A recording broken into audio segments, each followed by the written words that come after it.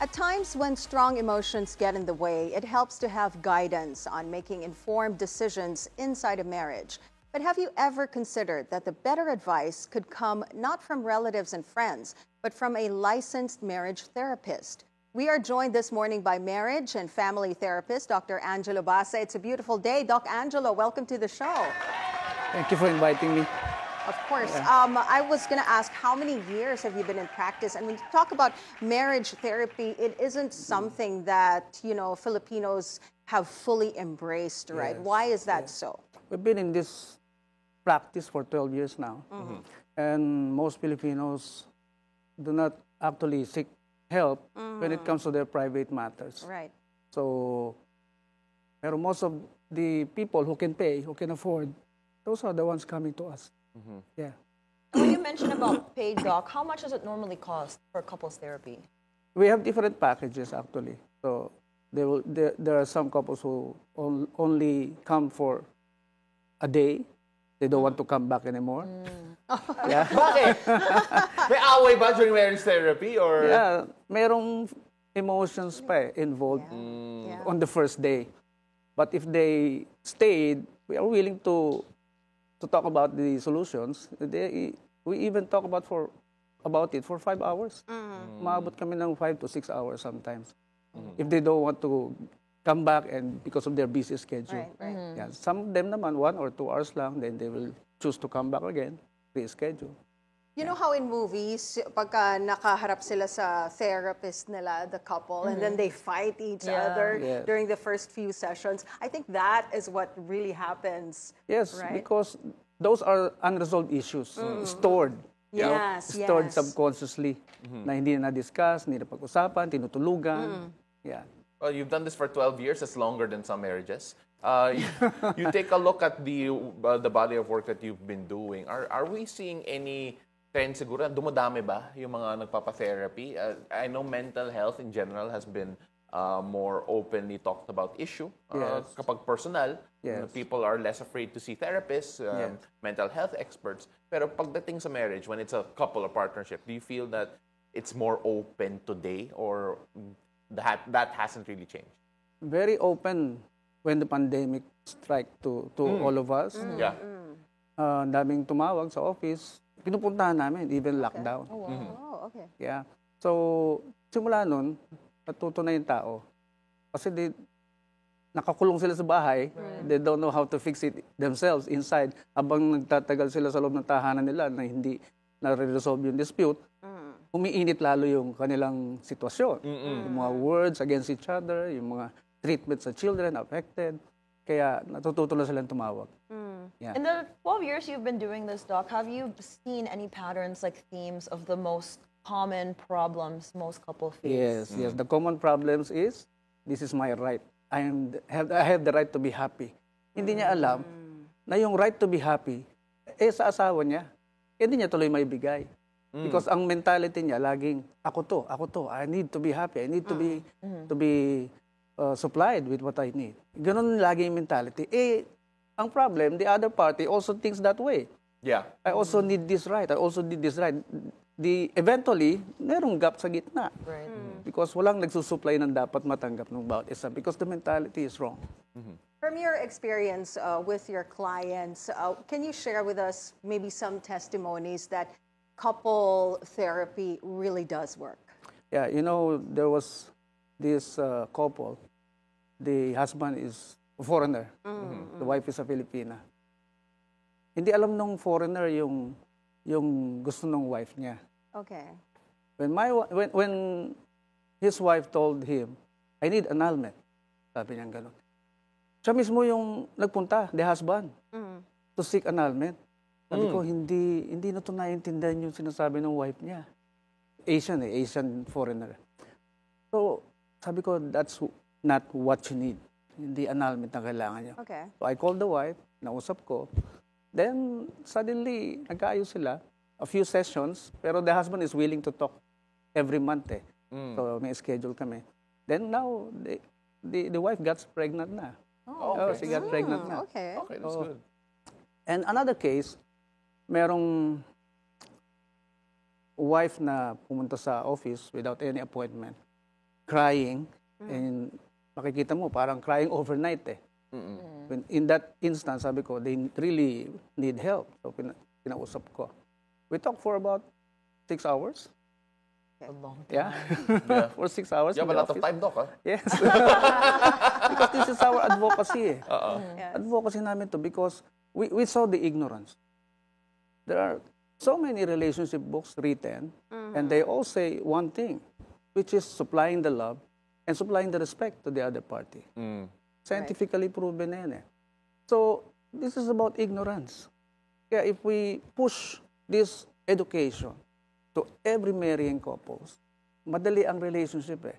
Because you know what your spouse needs on a daily basis. It's actually a daily basis to need love. It's actually on a daily basis to need respect from your spouse. Yun ang nakakalimutan. Kasi isang beses mo lang di magawa, the next day, magiging habitual na eh. Right, right. Kaya require yun, araw-araw gawin mo eh. You respect your husband, you love your wife, even yung pag-seek ng affection, even yung pagpapaalam. Doc, when do you think is appropriate time for a couple to finally decide, okay, we need to see a marriage therapist na? Is there a certain moment na feeling mo, okay, once this happens, go consult? When the arguments last for 2 days, 3 days, 4 days, sometimes a week. When you are arguing on a daily basis already, it's very stressful. You cannot work normally, di ba? Hindi ka makatrabaho ng maayos. So that's the time when they seek a therapy. Sometimes, sobrang busy sila, hindi may schedule.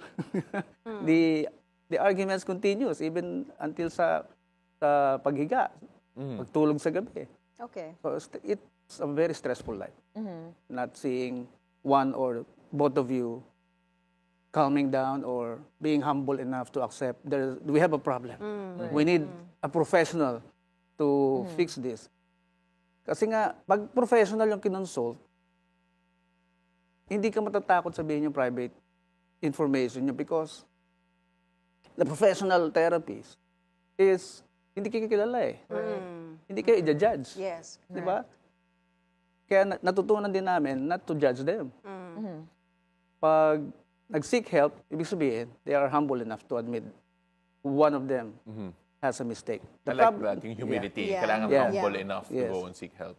You know, Doc, marriage is very sacred, especially here in the Philippines. We are a Catholic country, Yes. and marriage is forever, Yes, right? yes. It's for keeps. And when your clients go to you, you really make sure that they work things out and everything works out in the end. But Yes. are there certain situations where you already suggest, maybe like throwing in the towel, giving up already? Meron bang ganong situation? We had, yes. When one of them has a reservations already, yung bang hindi na siya nag-focus to fixing it, but finding another person as confidante, as someone na nakalabas na yung problema. Okay. So alam na nung third party yung issue nila. And mostly, itong third party na to yung sumasalo. Kung hindi siya nakakatanggap ng love, respect sa bahay, this third party na Right. he or she confided in, siya ang nagsusupply ng love and respect na hinahanap niya sa tahanan, sa bahay niya. Ayun. We have a lot of cases like that. Kaya nakikita na namin, pag nag-invest na siya ng time, attention doon sa third party, mahirap na. Yeah. We just give them time to fix it and asking the other party or not guilty spouse to come back all the time, what to do, how to regain her or his self-love. Right. Yeah. Right. When we talk about sessions, typically it's not a one-time, you're done, right? So most Yes. couples that do the therapy, how many sessions do they normally do or do you recommend? I know it's a per-case basis, but what's the range? The range would be 5 to 6 sessions. Okay. Yeah. Di naman 6 hours. Hindi naman. 6 Okay. hours Yeah. session. Yeah. Depende sa problema. Oo. Kasi when the other party really don't believe in the therapy sessions, mahirap. Mahirap. Kasi kung minsan nga, there was a couple na 50 years old na, no? Both of them, mga past 50. Muntik na magbarilan sa bahay. Wow. Oh my God. Yeah. Silang dalawa lang ang nandun Wow. sa bahay. Tapos sabi ng husband, anong wife, "Sir, be strong, ha?" Oh, sabi ko, "Bakit naman?" Oh, muntik na akong barilin kanina ng husband ko, sabi niya. Kanina. That's Yes, the sabi day. niya ganun, Wow. yeah. Tapos, meron ng pastor na naunang pumunta, but the problem was not resolved. Okay. So, be strong, sir, sabi niya. Then, kinausap ko yung husband. Kasi ang sabi ng husband, bubulahin lang tayo ng mga yan. Bubulahin lang tayo. So, nung kinausap ko na sila, una muna si wife, na nakikinig din si husband habang nakahiga eh. Then, may tumayo na si husband. Then, join the session. Naging fruitful naman. And they even invited us later to go to the resort. Oh, wow. Yeah. Wow. Maganda naman yun, sir. Ganda. Okay. Siyempre, yun yung yan yung concern ko. No. May question ako kay Doc Angelo kasi medyo serious tayo so just to break the ice, I guess. Because last night, I watched the movie XX Lovers ni Marvin Agustin and Jolina Magdangal. Yeah. So there's a storyline there na they're gonna get married, but the in-laws, they keep on butting in. And I think that is probably one of the problems that your clients, married couples here in the Philippines face, yung involvement ng parents in the Yeah. marriage. Kasi syempre, we're such a, ang Pilipino ganun eh, pamilya, we're so tight-knit and everybody's like involved and may extended Yeah. family members pa na nakikialam sa You sa don't have marriage, problem right? with in-laws naman. No, I don't. Okay. You know, So, I'm actually paano very yan? lucky. I'm actually very lucky kasi I don't have any in-law And we'll go so you problems. can have a session with Doc. No, but when I watched that movie, naalala ko to na isa yun talaga sa mga problems that most married Filipino couples face, no? So how can they, what's your advice? How can they, take control of their marriage and not listen to external forces like parents, in-laws, other extended family members, but at the same time without being disrespectful? Okay. Yeah. There is a deeper reason why parents are becoming like that. Number one theory there is the marrying person is the breadwinner. Usually breadwinner siya. Okay. So, mahati na yung attention when he forms a family. Yes. Hati na eh. So, Oo. pwedeng mawala dahan-dahan yung support. Financial, yes, moral, yes. attention, everything. The second reason there is alam ng parents na hindi pa ready yung anak nila to get married. They know from their heart, hindi pa ready itong anak namin, biglaan lang. May nabuntis or nakabuntis or something. So, those are the factors na pwede natin i-consider. Okay. Why it's happening. Meron pang mas malalim na reason. Yeah. Oo, na alam ng parents. Only them would know. Now, Go ahead. para mapigilan yung ganon, magkaroon ng heart-to-heart talk muna with the parents. Yung bang wala na siyang choice, hindi na siya maka-atras. He or she has to talk to his parents para mas malinaw yung separation from the parents to getting married, Yeah, forming yeah. a separate or his new family. Kailangan mapag-usapan. Doc, heavy topics, how do you win the trust of yung mga patients mo? We have to be an example also. Okay. We have to be a living example of what we teach, what we advise. Kaya, my wife is here to support me. Ma'am, tama ba? Lahat ng sinasabi niyo? Okay, just making sure. Naka-thumbs up po Thumbs up siya. siya, yes. For those wondering. Opo. Yan, kailangan we live by what we teach. Right. Importante yun. So, nakikita naman din kami, we are public people. We also show our family whenever we go out. Yan, ganon. Kailangan mag-upisa muna sa amin. Right. Yung good example.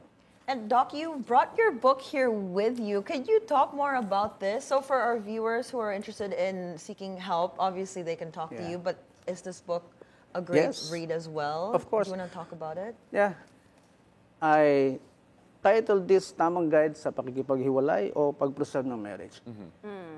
It is a fact that marriage is not for everybody.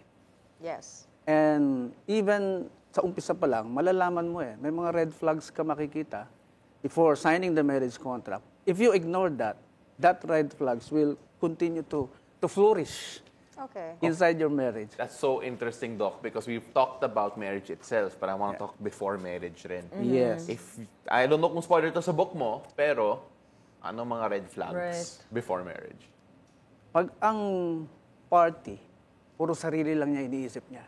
All about himself, all about his his personal goals. And most of the time, unfinished business niya yun eh. Pag dinala niya yan sa marriage, ang focus or mentality niya, nakafocus lang doon sa unfinished business niya. Okay. Pag hindi pa siya sawa sa pagkabinata or pagkadalaga, dala-dala niya yun hanggang marriage.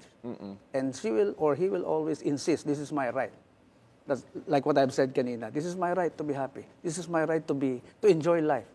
Okay. Yeah, the problem starts from that moment na red flag na yun eh. Dapat ang naririnig mo sa pakakasalan mo, yung, ay gusto ko gawin natin to together. Yeah. Ay nakikita ko to, maganda to pagka pinagtulungan natin. Dapat ganun yung naririnig mong mentality. When you live as two instead of as one. Yes. Yes. Yeah, makes sense. Maraming salamat, Doc. For those who want to reach out to you and actually consult you, and Or get a copy of the book. Or get a copy of the Yep. book, how can they reach you? Yeah, they can call our office at 8800-3368 or mobile phone 0918-4356-873. And where's your office, Doc? Palanan, Makati. Okay. Makati. So Well, thank for you those so in much. Makati, go check out Doc and get his book as well. Yes. Sure. Thank you. Thank you for your time. Thank you rin po. Doc Angelo, ladies and gentlemen, marriage and family therapist, Dr. Angelo Base.